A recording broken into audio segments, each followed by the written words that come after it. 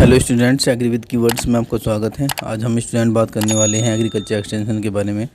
Agriculture के extension के जो भी आप इंपॉर्टेंट क्वेश्चन हैं उनके बारे में हम यहाँ पर डिस्कस करेंगे। यहाँ पर शॉर्ट क्वेश्चन और वेरी शॉर्ट क्वेश्चन दोनों क्वेश्चन डिस्कस किए जाएंगे। यदि आप इस वीडियो को अच्छे से देखते हो तो आपको यहाँ पर 20 नंबर इस वीडियो से मिल जाएंगे, ठीक है। लेकिन ये है कि आपको इस वीडियो को पूरा देखना है। जो क्वेश्चन मैं कहूँगा, आपको जिस तरीके से कहूँगा आपको वो अच्छे से तैयार करना है, ठीक है। तो सबसे पहले हम बात करेंगे, दो नंबर के क्वेश्चन है ये। यहाँ पर जो हम बात करने वाले हैं स्टूडेंट्स, यहाँ पर हम बात करने वाले हैं प्रीवियस पेपर के बारे में, ठीक है। यानी कि 2022 का जो पेपर है और 2023 का जो पेपर है उन पेपर को दोनों को हम क्या करने वाले हैं, आपके सोल्व करने वाले हैं, ठीक है। दूसरा ये है कि अगर आपने हमारी वीडियो को अभी तक अगर वीडियो पसंद आती है तो वीडियो को लाइक कर सकते हैं, ठीक है। किसी तरह का कोई भी अगर आपको डाउट है तो मुझे कमेंट बॉक्स में कमेंट कर सकते हैं। और अगर अभी तक अपने चैनल को सब्सक्राइब नहीं किया है तो सब्सक्राइब जरूर करें स्टूडेंट, ठीक है। तो स्टार्ट करें। तो सबसे पहले हम देखेंगे हमारा जो पहला क्वेश्चन है, हम यहाँ पर देखते हैं। सबसे पहला क्वेश्चन जो है हमारा वो क्या है, वो है फ़िरका डेवलपमेंट स्कीम, ओके। ये फ़िरका विकास योजना इसको बोलते हैं, फ़िरका विकास योजना, ठीक है। ये क्या थी इसके बारे में हम थोड़ा सा डिस्कस करेंगे आप लोगों के सामने, ठीक है। एग्रीकल्चर एक्सटेंशन के ये मोस्ट इम्पोर्टेंट क्वेश्चन है, आपको इनको ज़रूर हल करना चाहिए, ठीक है। यहाँ पर देख सकते हैं स्टूडेंट्स, ये है फ़िरका डेवलपमेंट प्रोग्राम, ठीक है। फ़िरका डेवलपमेंट प्रोग्राम की अगर मैं बात करूँ, थोड़ा सा इसे जूम करता हूँ मैं, तो आप लोग यहाँ पर देख सकते हैं ये प्रोग्राम स्टार्ट किया गया था गवर्नमेंट के द्वारा, ठीक है, लास्ट क्वार्टर 1946 में, ठीक है। ये पूरे मद्रास में स्टार्ट किया गया था। कहाँ पर किया गया था? पूरे मद्रास में, ठीक है।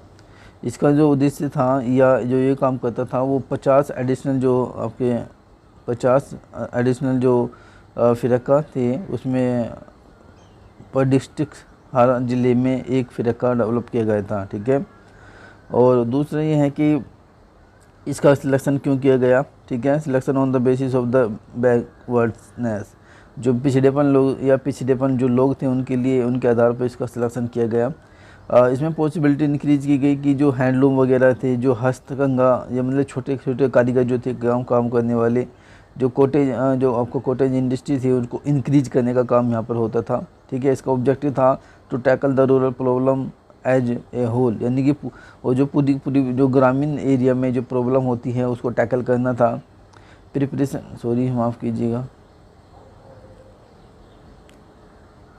Preparation of the short term plan for the development of rural communication and water supply. छोटे छोटे जो शॉर्ट टर्म प्लान थे उनको डेवलप करना था, जैसे कि वाटर सप्लाई वगैरह होते हैं, ठीक है। Formation of panchayat and organisation company, आपको जो पंचायत राज आपने सुना होगा, और ऑर्गेनाइजेशन जो कोऑपरेटिव थी उनको क्या करना था, उनका फॉर्मेशन करना था। Long term plan to make the area self sufficient through the agriculture, मतलब लॉन्ग टर्म प्लान भी यूज करनी थी, जैसे कि एक बनाने जो अपना जो self sufficient through the agriculture, यानी कि एग्रीकल्चर के थ्रू क्या करना था, उनको खुद सफिशेंट बनाना था। इरिगेशन करना था, लाइव स्टॉक इम्प्रूवमेंट करना था। ये सब फ़िरका डेवलपमेंट प्रोग्राम का एक उद्देश्य थी, ठीक है। Development of khadi and the cottage industry, जो खादी वगैरह होती है, खादी कपड़ा जिसे आप कहते हैं, उसको डेवलप करना था, ठीक है।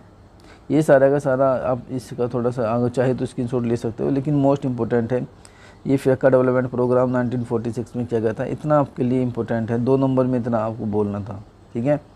ये तो इंग्लिश में है, मैं आपको हिंदी में भी दिखाता हूँ।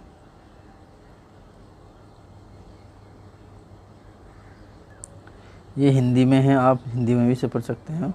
फ़िरका विकास कार्यक्रम ये 1946 में स्टार्ट किया गया था। यह है सरकार का एक अंतरिम तिमाही, पूरे मद्रास राज्य में स्टार्ट किया गया था इसको। प्रत्येक ज़िले में 50 अतिरिक्त फ़िरका डेवलप किए गए थे, उनका पिछड़ेपन का आधार पर किया गया था। हथकंघा, वस्त्र और अन्य कुटीर उद्योगों को उत्पादन बढ़ाने के लिए ये संभावनाएँ थी। समग्र रूप से ग्रामीण समस्या को निपटाना था। ग्रामीण संचार, जल आपूर्ति के विकास, अल्पकालीन योजनाएं तैयार करना था। पंचायती का गठन व सहकारी समितियों का गठन करना था। कृषि, सिंचाई व पशुधन सुधार के माध्यम से क्षेत्रों में आत्मनिर्भर बनाने के लिए योजना थी। खादी कुटीर उद्योगों का विकास करना था। ये सब फ़िरका विकास कार्यक्रम थी, ठीक है। ये आपको समझ में आ गया होगा। वीडियो अगर पसंद आ रही है तो वीडियो को लाइक ज़रूर कीजिएगा स्टूडेंट। क्वेश्चन नंबर 2 है IRDP। IRDP क्या होता है? Integrated rural development programme. Integrated rural development programme, ठीक है, ये IRDP है। ये आप देख सकते हो, इंटीग्रेटेड रूरल डेवलपमेंट प्रोग्राम पूरा का पूरा है। इसका पूरा नाम पूछा जाता है हमेशा। IRDP का पूरा नाम इंटीग्रेटेड रूरल डेवलपमेंट प्रोग्राम होता है। फर्स्ट प्रपोज द स्टार्टिंग 1976-77 में स्टार्ट किया गया था ये, ठीक है। And the multiplicity of programme development the through the multiple agency के द्वारा इसको किया गया था, ठीक है। तो ये IRDP एक मेजर सेल्फ एम्प्लॉयमेंट प्रोग्राम था जो गरीबों के लिए लॉन्च किया गया था, ठीक है। Under this scheme the both wage employment of the self employment provide to the people below to the poverty line. गरीबी रेखा से नीचे जीने वाले जो लोग थे उनको एम्प्लॉयमेंट प्रोवाइड कराना था इसमें, ठीक है। तो ये आप लोग देख सकते हैं 2 नंबर का आपसे पूछा गया था। तो IRDP का पूरा नाम अगर आप लिख देते हैं इंटीग्रेटेड रूरल डेवलपमेंट प्रोग्राम, तब भी आपको 2 नंबर मिल जाते। किसी को उसको डिटेल्स में पढ़ना है तो डिटेल्स में पढ़ सकता है। देखो मैंने डिटेल्स में आप लोगों के लिए लाया हूँ बिल्कुल, ठीक है। आप इसे डिटेल्स में पढ़ सकते हो, आप इसका स्क्रीनशॉट भी ले सकते हो, ठीक है। ये हिंदी में है, बहुत सारे स्टूडेंट्स हमारे हिंदी में पढ़ते हैं, तो हिंदी में भी मैं उनके लिए लाया हूँ। एकीकृत ग्रामीण विकास कार्यक्रम IRDP उदाहरण पहली बार 1976-77 में की एजेंसियों के माध्यम से विकास कार्यक्रम की बहुलता समाप्त करने के लिए शुरू की गई थी।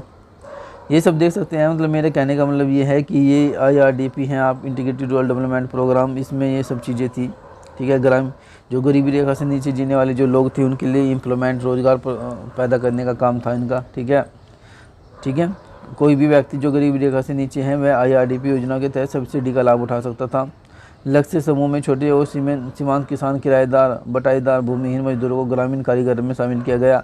अनुसूचित जाति और जनजाति समुदाय के सदस्य के को भी लक्ष्य समूह में, क्योंकि ये आर्थिक और सामाजिक बाधाओं से पीड़ित थे। तो ये सब इंटीग्रेटेड रूरल डेवलपमेंट प्रोग्राम का काम था। उसके बाद है KVK मतलब कृषि विज्ञान केंद्र, ओके।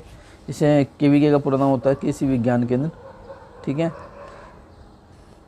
ये रहा आपका कृषि विज्ञान केंद्र, ठीक है। कृषि विज्ञान केंद्र एक नवीन आधारित विज्ञान संस्थान है जो किसानों के, कृषक, महिलाओं, ग्रामीण युवकों को वैसे भी प्रशिक्षण देती है, यानी कि एक वोकेशनल प्रोग्राम है ये KVK कृषि विज्ञान केंद्र। पहला जो कृषि विज्ञान केंद्र कहाँ पर खुला था? पौंडीचेरी में खुला था, ध्यान रखना। पहला जो ये लिखा भी है तमिलनाडु में 1974, आप जूम करके देख सकते हो, यहाँ पर देख सकते हो स्टूडेंट्स। ये पहला कृषि विज्ञान केंद्र ये लिखा हुआ है। पहला कृषि विज्ञान केंद्र कहाँ पर? तमिलनाडु एग्रीकल्चर यूनिवर्सिटी में पौंडीचेरी में स्थापित किया गया था। पूछा जाता है फर्स्ट KVK कहाँ था, तो आंसर आपको यहाँ पर मैंने दे दिया है। और कृषि विज्ञान केंद्र आप लोग इसके बारे में जानते हुए होंगे, ठीक है। तो ये जो भी आपको जो भी टेक्नोलॉजी, नई टेक्नोलॉजी जो भी आती है, ठीक है, उसको किसान तक पहुँचाने का काम कौन करता है? कृषि विज्ञान केंद्र कहते हैं, KVK कहते हैं, ठीक है। तो ये इम्पोर्टेंट हो जाता है। ये क्या है? एक वोकेशनल ट्रेनिंग प्रोग्राम होता है, या आप कह सकते हो एक नवीन विज्ञान आधारित संस्थाएं होती हैं, ठीक है। जो भी चीज़ें आपको मिलती हैं नई, वो यहाँ पर आपको अवेलेबल हो जाती है। इंग्लिश में है, आप इस इंग्लिश में भी देख सकते हो। देखो मैं यहाँ पर इंग्लिश हिंदी में दोनों में आपके लिए कंटेंट लाया हूँ, ठीक है। तो काफ़ी मेहनत लगती है कंटेंट बनाने में, और एक सटीक कंटेंट आपको मिल जाए वो आपके लिए बहुत अच्छा रहता है। तो आप यहाँ पर किसी विज्ञान केंद्र को आप यहाँ से भी पढ़ सकते हो, ये इंग्लिश में भी है, ठीक है। और फर्स्ट KVK आप कह सकते हो टीचिंग बाय डूइंग। इसका पर्टिकुलर क्या होता है? टीचिंग है, मतलब सीखते हैं और करते हैं।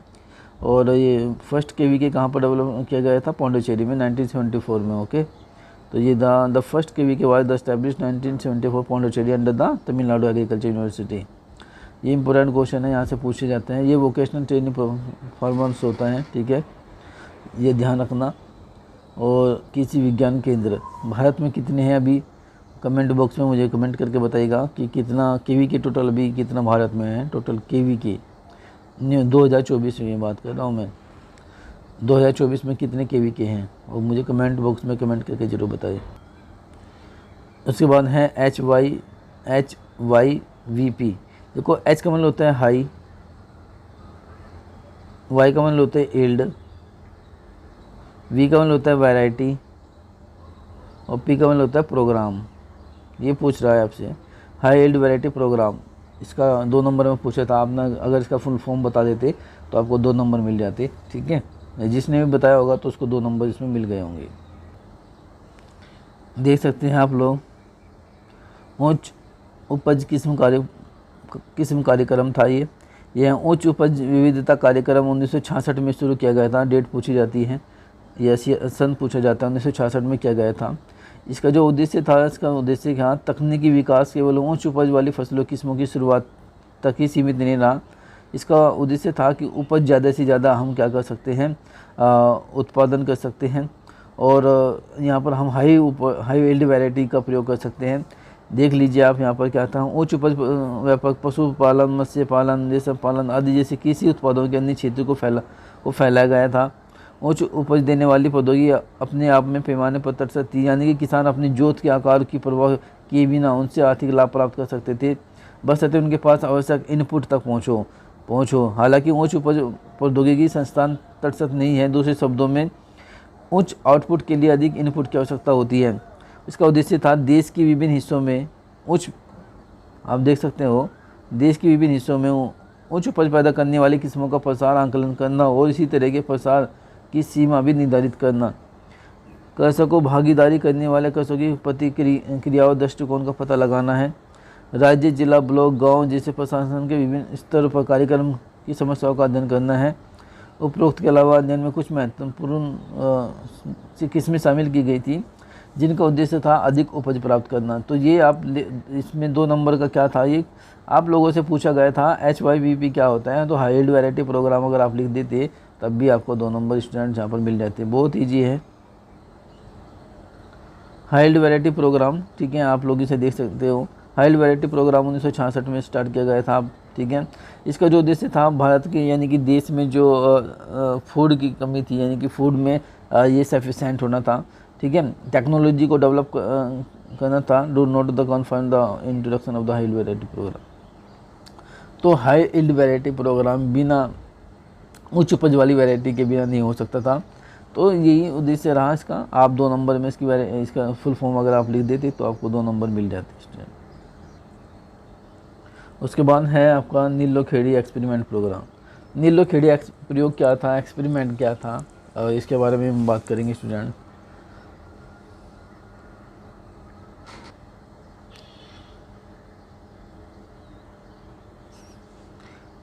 नीलोखेड़ी प्रयोग या एक्सपेरिमेंट आप कह सकते थे। देखो ये क्या हुआ, जब भारत आज़ाद हुआ, यानी कि जब भारत आज़ाद हुआ उसके बाद भारत का बंटवारा हुआ। उस बंटवारे में बहुत से लोग जो थे हिंदुस्तान से पाकिस्तान चले गए थे, हिंदुस्तान से पाकिस्तान चले गए। और पाकिस्तान क्या था, अभी मैं बता रहा था कि जो मतलब इसमें आपका जब बंटवारा हुआ तो हिंदुस्तान के लोग पाकिस्तान चले गए और पाकिस्तान के कुछ लोग हिंदुस्तान आ गए। इससे क्या मतलब है, इससे मतलब ये रहा कि 7,000 जो लोग थे जो पाकिस्तान से भारत में आए थे उनको बसाने के लिए नहीं मतलब रहने के लिए एक प्रोग्राम स्टार्ट किया गया था जो आसपास के 100 गाँव के साथ इंटीग्रेटेड किया गया था। इसका जो काम था, इसका जो निर्माण था वह सभी प्रशिक्षण केंद्र के आसपास किया गया था। जो भी वहाँ पर कॉमर्शियली ट्रेनिंग जो भी होती थी उन्हीं के पास जो गांव थे उन्हीं के पास उन लोगों को रखा गया, 7,000 लोगों को रखा गया। उनको सिखाया गया कि आप लोग कैसे काम शुरू कर सकते हो।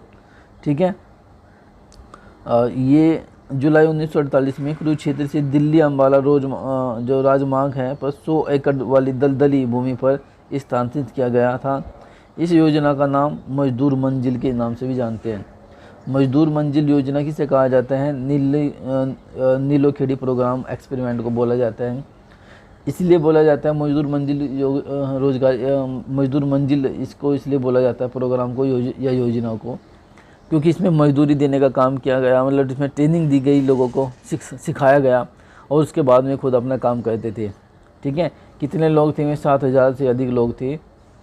इसका उद्देश्य था जीवन की सभी आवश्यकताओं में ग्रामीण सहकारी टाउनशिप के लिए एक आत्मनिर्भरता बनाना था। लोगों के लिए उनका मूल पृष्ठभूमि के अनुसार काम प्रशिक्षण का प्रावधान करना था। यानी जो लोग जिस भूमि से आते थे, अगर किसान थे तो किसान, अगर कोई काम राजमिस्त्री था तो राजमिस्त्री, मतलब जिस तरह की उसकी भूमिका थी, पृष्ठभूमि का, उसी के आधार पर उसको काम दिया जाता था।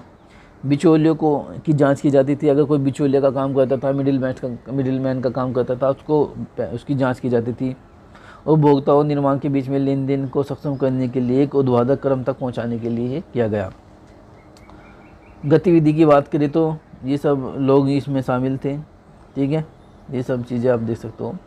ये मोस्ट इम्पोर्टेंट क्वेश्चन है और पूछा भी जाता है, इसलिए इस क्वेश्चन को अच्छे से पढ़ें। ये इंग्लिश में है, जो मेरे स्टूडेंट्स इंग्लिश में भी है, बहुत सारे स्टूडेंट्स इंग्लिश में पढ़ते हैं, तो उनके लिए भी मैं लाया हूँ। यहाँ पर आप देख सकते हो।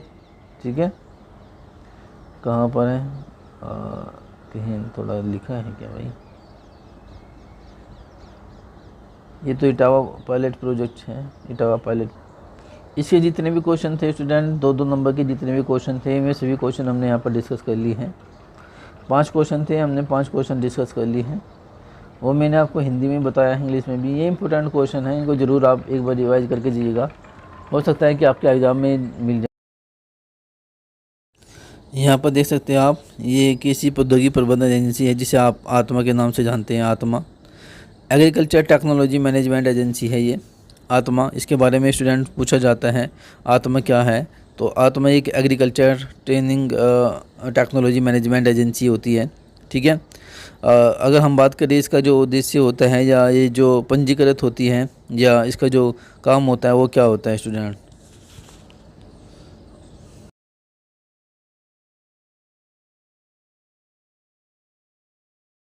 अब कुछ क्वेश्चन ऐसे क्वेश्चन हैं जो हर साल पूछे जाते हैं। ये रिपीटेड क्वेश्चन है। ठीक है, जिसमें हम बात करने वाले हैं अब।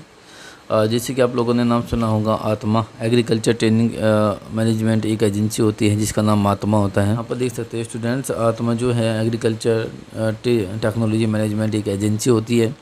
ठीक है, आत्मा ये सोसाइटी ऑफ द की the stakeholders involve in the agriculture activity for the sustainable agriculture development in the district.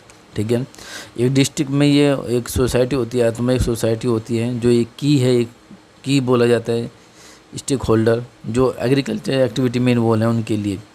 ये सस्टेनेबल एग्रीकल्चर डेवलपमेंट करती है, यानी कि जो आपका सस्टेनेबल एग्रीकल्चर को विकास करने का काम करती है। कहाँ पर? जिलों में। तो ये एक एजेंसी होती है जो जिलों में रहती हैं। ठीक है, एक मतलब डिस्ट्रिक्ट वगैरह में रहती है। तो ये इसका पूरा नाम पूछा जा सकता है स्टूडेंट्स की, आत्मा का पूरा नाम बताइए।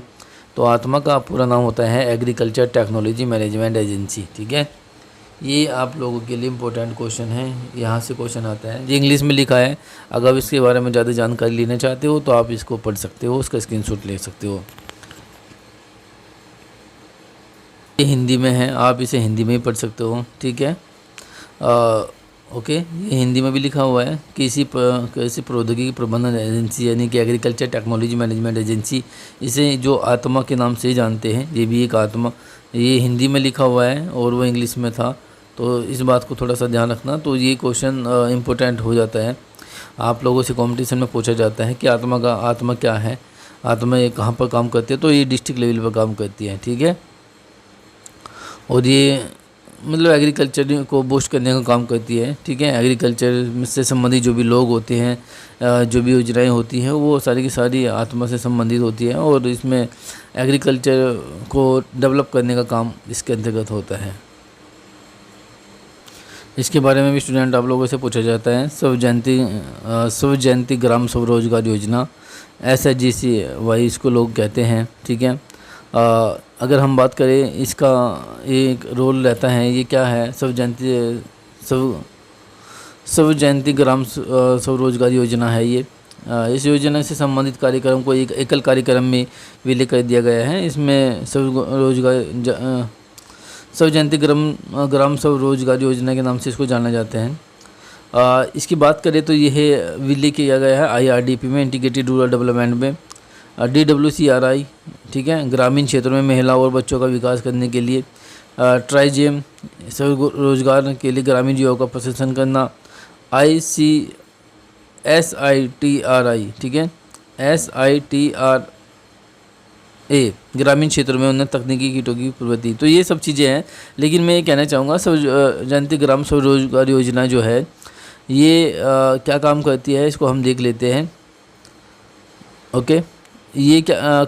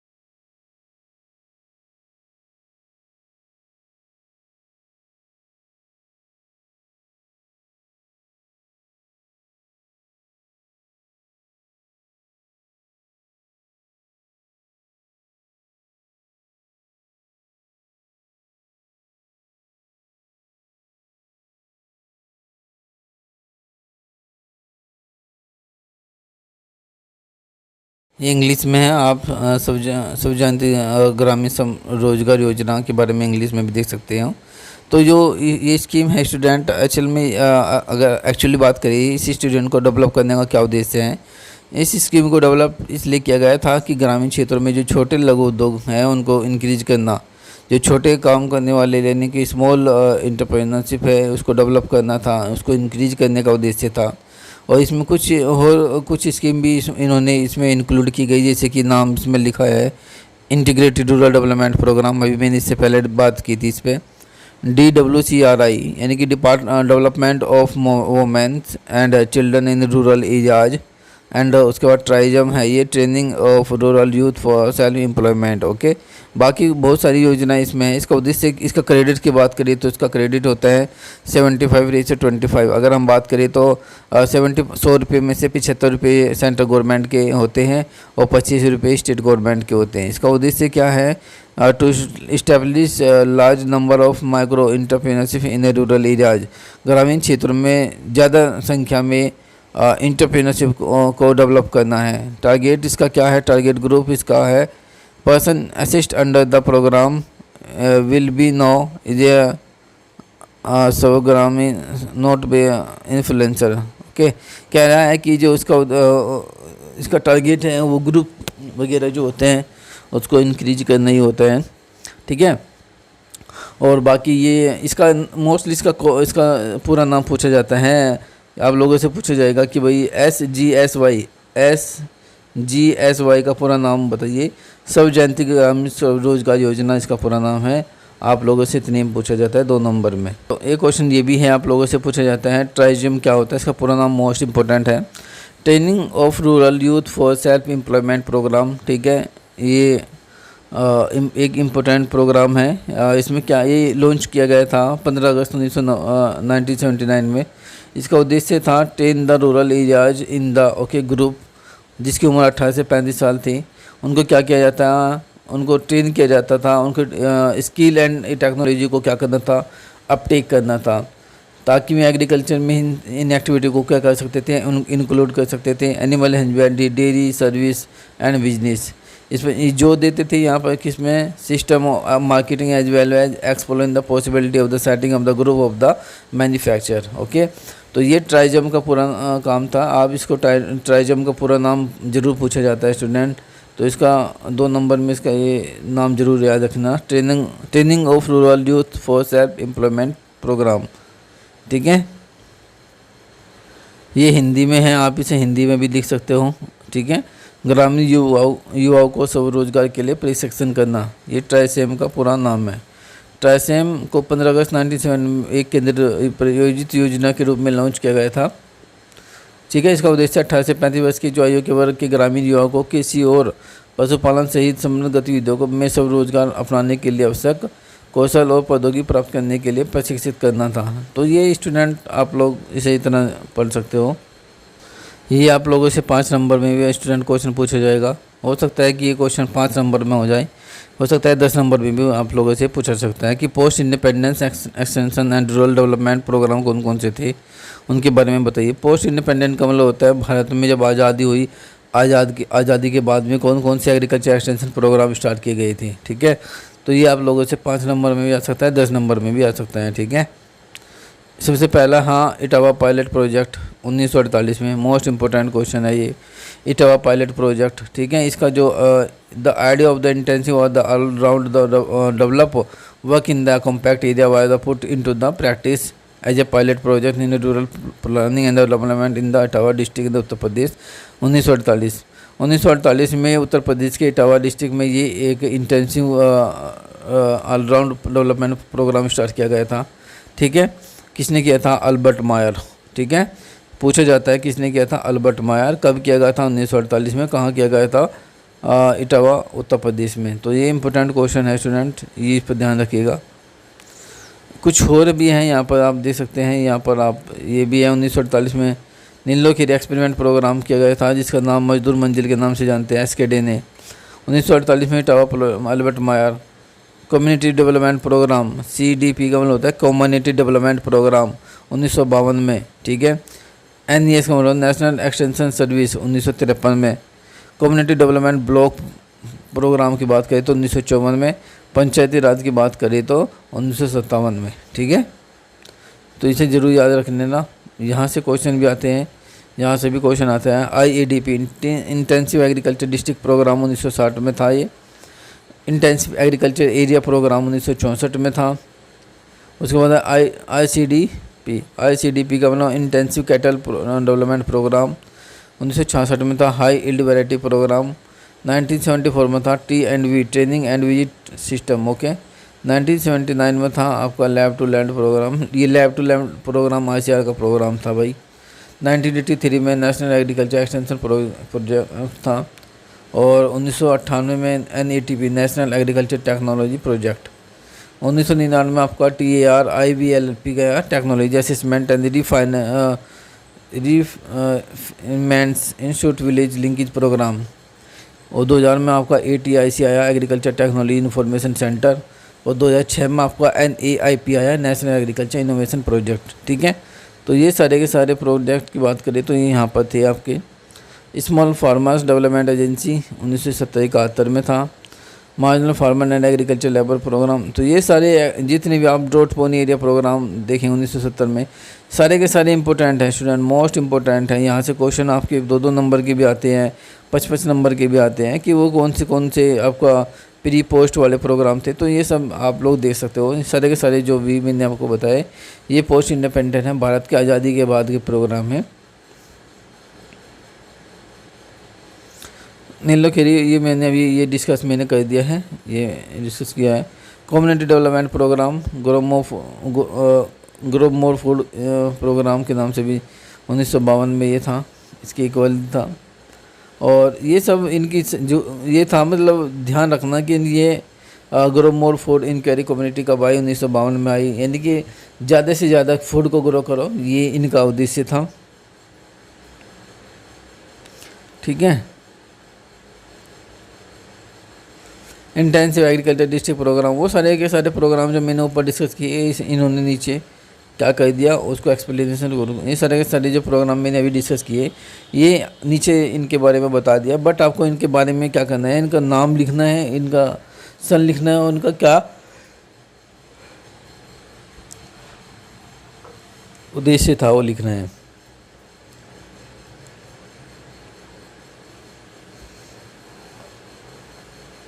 ऑपरेशन फ्लड की बात करें तो 1970 में था ये, मोस्ट इम्पोर्टेंट। इसे भी सफ़ेद क्रांति के नाम से जानते हैं, वाइट रिवॉल्यूशन के नाम से इसको भी जाना जाता है स्टूडेंट। ठीक है, तो भारत के अंदर डेयरी डेवलप करना था, डेयरी में मिल्क जो प्रोडक्शन था उसको इंक्रीज करने के लिए आपका ऑपरेशन फ्लड स्टार्ट किया गया था। ये दूध से संबंधित है, ये वाइट रिवॉल्यूशन से संबंधित है।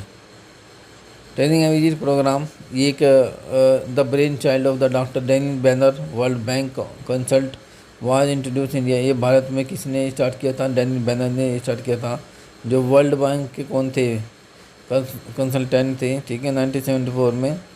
तो ये agriculture extension system is the country introduce the observation, most important था। ये राजस्थान वगैरह में भी स्टार्ट किया गया। इंटीग्रेटेड रूरल डेवलपमेंट प्रोग्राम के बारे में मैंने आपको बात कर दी थी। तो ये सब इम्पोर्टेंट क्वेश्चन है स्टूडेंट, आप लोगों के एग्जाम में पूछे जाने वाले हैं क्वेश्चन। ये कुछ प्रोग्राम हैं जो भारत से पहले स्टार्ट किए गए, भारत से पहले मतलब भारत की आज़ादी से पहले, जैसे कि ग्रो मोर फॉर कैंपेनियन 1942 में स्टार्ट किया गया था, ठीक है। तो ये सब चीज़ें थी वर्किंग सिस्टम, ओके। और ग्रो मोर फूड प्रोडक्ट का उद्देश्य क्या था कि हम ज़्यादा से ज़्यादा फूड को ग्रो करें, प्रोड्यूस करें, ठीक है, ये इसका उद्देश्य था। यहाँ पर एक हो रहा था शांति निकेतन प्रोजेक्ट 1920, ये 1920 में शांति निकेतन प्रोजेक्ट, ये कोलकाता में स्टार्ट किया गया। कोलकाता से जो 100 किलोमीटर दूर है वहाँ पर ये स्टार्ट किया गया था। इसका उद्देश्य क्या था? To increase the knowledge of the rural area, ग्रामीण लोगों को नॉलेज इंक्रीज करना था। To help the rural people in establish the category industry, ठीक है। इंडस्ट्री जो कैटेगरी थी, यानी कि उसमें अंदर जो कॉटेज था और जो वस्त्र, उस आप कहते हैं खाद्य उद्योग वगैरह जो था,